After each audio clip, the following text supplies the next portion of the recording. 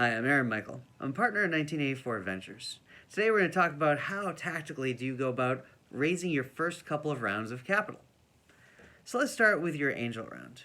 Super straightforward. You start by going on to AngelList and searching by industry.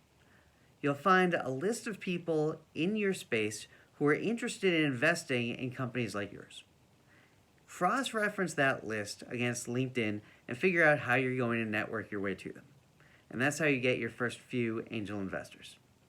Then, once you get on to your pre-seed and your seed round, you build a list of all of the VCs who you think you might want to reach out to. Put that into a Google spreadsheet and share it with all of your angel investors if you have them, mentors, and really anyone who's willing and able to help you out. And then you leverage your network for warm introductions to those VCs. Now you have to make sure that they're the right VCs. Are they investing at the right stage? Do they invest in your space? You gotta get connected to the right person, the right partner within those firms. Does that partner have an interest in the type of company that you're starting? Because if you're starting a logistics tech company and you're reaching out to a generalist firm, but you got connected to the blockchain partner, it's going to end up being a pass. So you have to get connected to the right person. And on top of that, it's great to get an investment from big brand name Series A firms that are kind of dipping a little bit into seed. Wow, you got an investment from, Sequoia. That's amazing. But what most people won't tell you is that there's a signaling risk. So Sequoia invests in your seed, but then they don't lead your A. Well, they probably have inside information that nobody else has.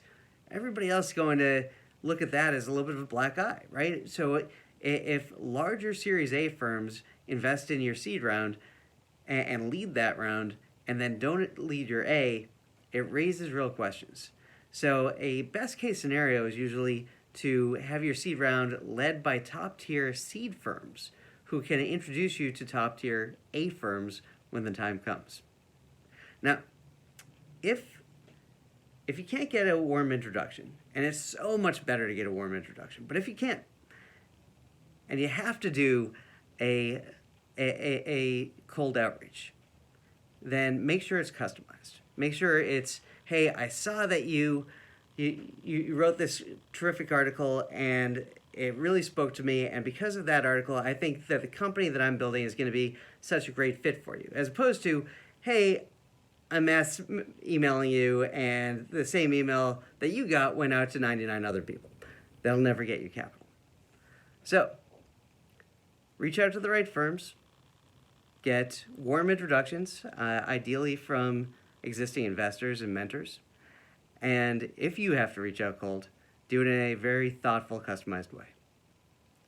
If you do all that, you're going to be well on your way to raising VC.